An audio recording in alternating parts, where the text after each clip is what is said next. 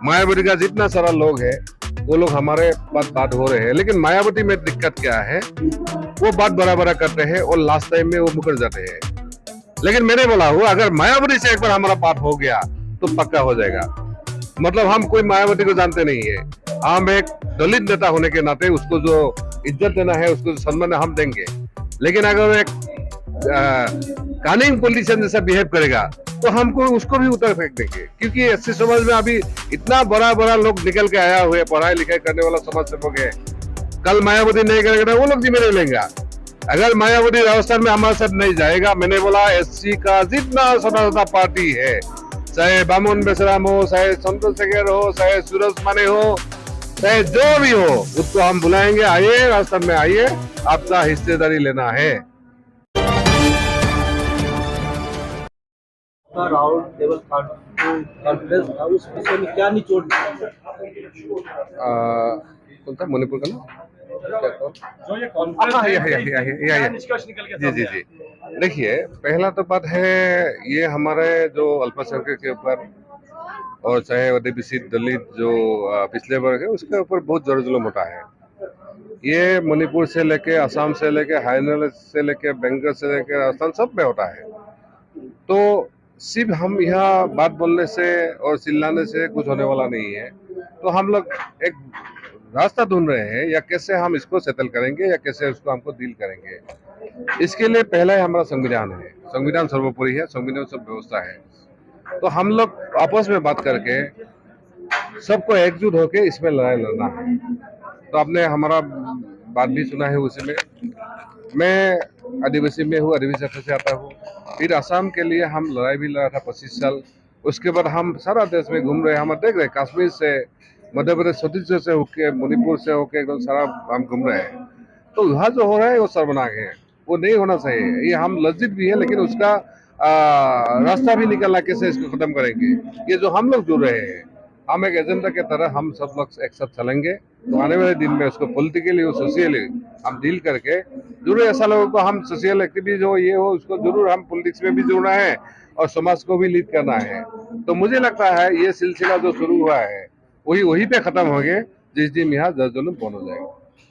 2024 गंदगी का पूरा देश जल रहा है, मणिपुर से लेके हरियाणा। इस विषय में आप लोगों की जो राउंड टेबल कॉन्फ्रेंस हुआ है, क्या निर्णय लिया जा रहा है कि जो आपकी पार्टी, तमाम पार्टियां एक साथ हुई है, उस पर इस तानाशाही सरकार के खिलाफ कुछ ऐसा निर्णय हो कि क्या होगा? यहाँ हम दो बात स्पष्ट कर रहे हैं। पहला है, यहाँ लगभग एनडीए का कोई नहीं है और इंडिया बन गया है। इंडिया इंडिया का टक्कर बराबर होगा।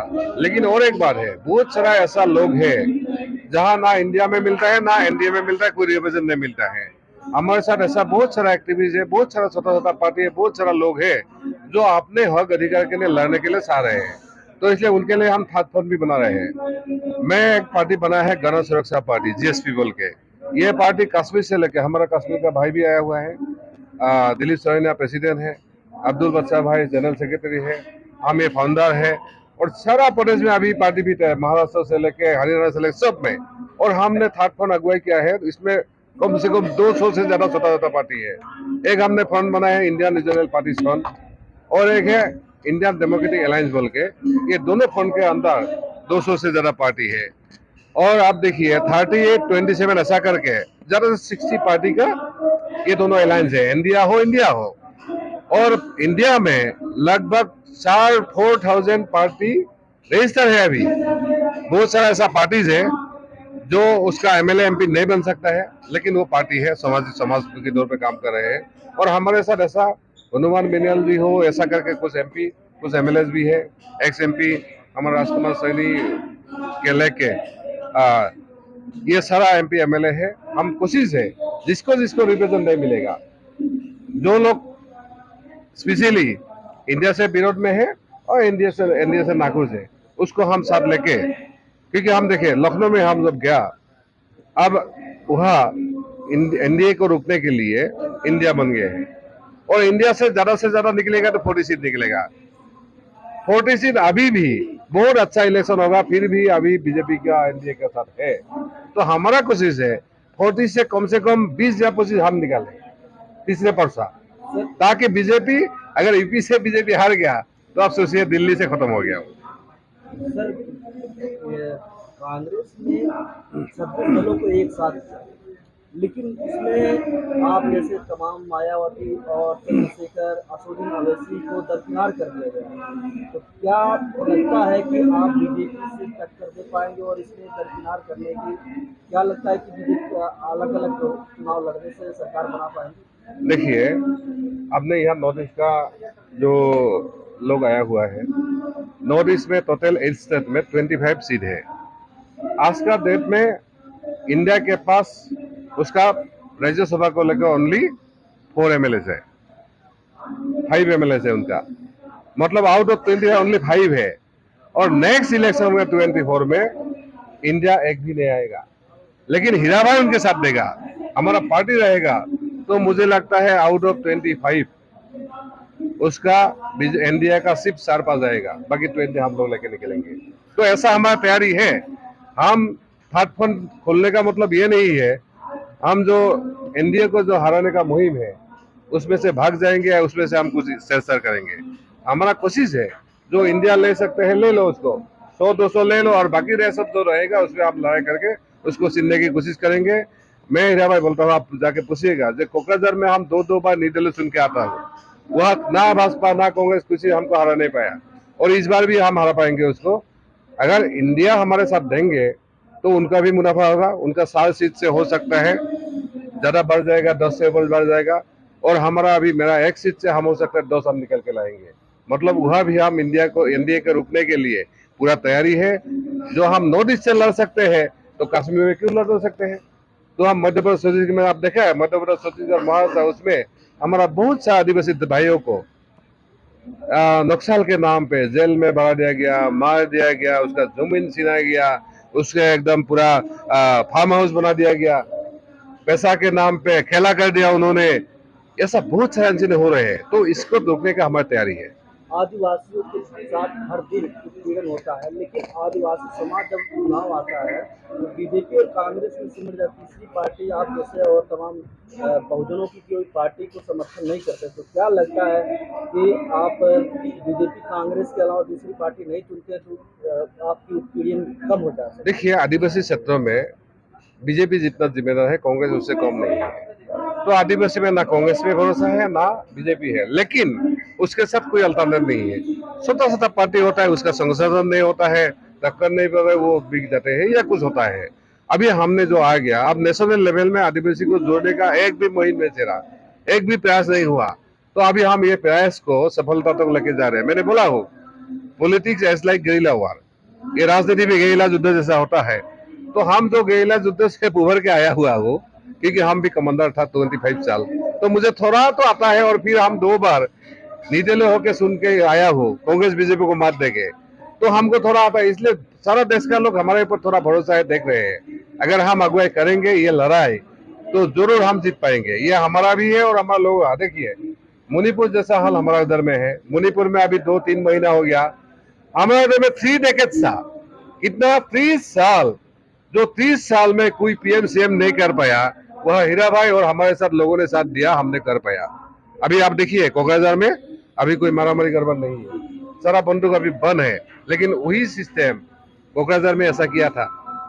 तो अगर वह कर सकते हैं तो कश्मीर में क्यों नहीं, छत्तीसगढ़ में तो क्यों नहीं? सवाल हमारा वही पे है, और बाकी तो हमारा भाइयों के ऊपर। लेकिन मेरा तो ये है, बहुत सारा लोगों के ऊपर नाराज है, बोलते हैं लोग बिकते हैं ये, लेकिन हमारा क्षेत्र का लोग जो एक हम जैसा लोगों को, आम लोगों को 2 बार जीता सकता है, तो ऐसा ही कारनामा मुझे लगता है दूसरी जगह भी होगा। आप जिस संगठन की बात कर रहे हैं, उस संगठन में क्या मायावती, चंद्रशेखर, वामन मिश्राम और असदुद्दीन ओवैसी आपके साथ खड़ा हो सकते हैं? देखिए, कल ही हम रात हनुमान मेनन साहब से बात हुआ, वो तो है जो भाई रास्ता में अगुवाई करेंगे, हम रहेंगे, और इसी हिसाब से आज ही बात हुआ है। बोला है थोड़ा 9 मोशन के बाद हम बैठ लेंगे। मायावती का जितना सारा लोग है वो लोग हमारे पास बात हो रहे हैं, लेकिन मायावती में दिक्कत क्या है, वो बात बड़ा करते हैं और लास्ट टाइम में वो मुकर जाते हैं। लेकिन मैंने बोला हूँ, अगर मायावती से एक बार हमारा बात हो गया तो पक्का हो जाएगा। मतलब हम कोई मायावती को जानते नहीं है, हम एक दलित नेता होने के नाते उसको जो इज्जत देना है, उसको सम्मान हम देंगे। लेकिन अगर एक कानिंग पॉलिटिशियन जैसा बिहेव करेगा तो हमको उसको भी उतर फेंक देंगे, क्योंकि एससी समाज में अभी इतना बड़ा बड़ा लोग निकल के आया हुए, पढ़ाई लिखाई करने वाला समाज सेवक है। कल मायावती नहीं करेगा वो लोग जिम्मेदारी लेंगे।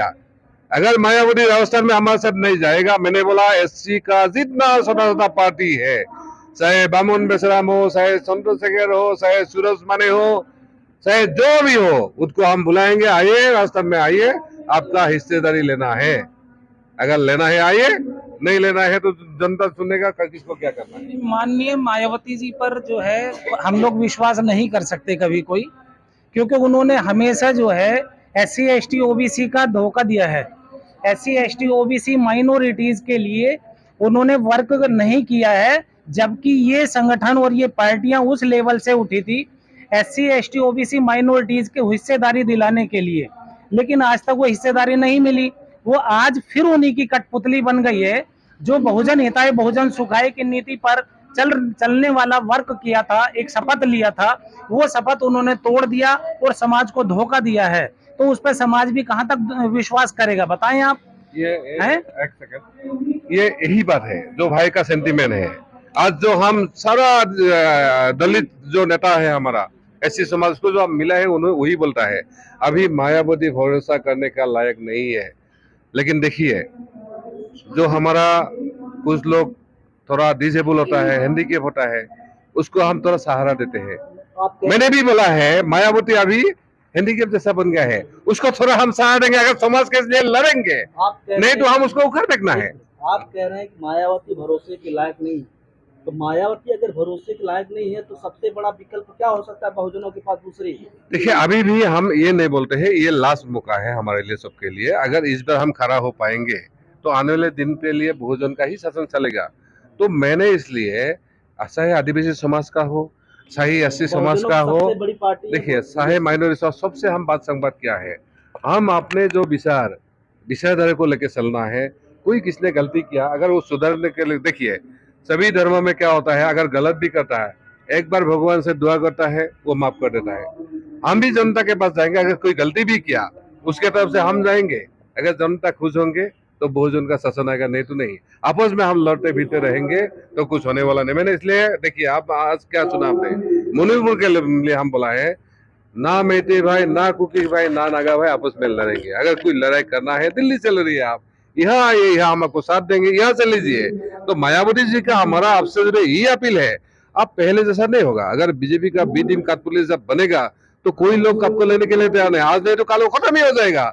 तो ये उनके लिए भी लासान से सुधरने का, उनके भी लाश, क्योंकि अभी भी मायावती का पॉकेट में कम से कम 2-3-4% वोट है जहां जहां ऐसे समाज है। तो इसलिए हमारा लोग अगर मिसलीड भी हो गया, गलत रास्ते भी गलत, सही रास्ते में लाने का हमारा भी सबका जिम्मेदारी बनता है। तो मैं तमाम भाइयों का वही अपील करता था, जब आप लोग आए सब मिलके, लेकिन सबका लास्ट उम्मीद यही है कि वो आएगा नहीं। अगर आएगा नहीं, अपना अपना जो भरपाई वो करेगा, उससे हमारा क्या दिक्कत है। Thank you so much. नहीं, ये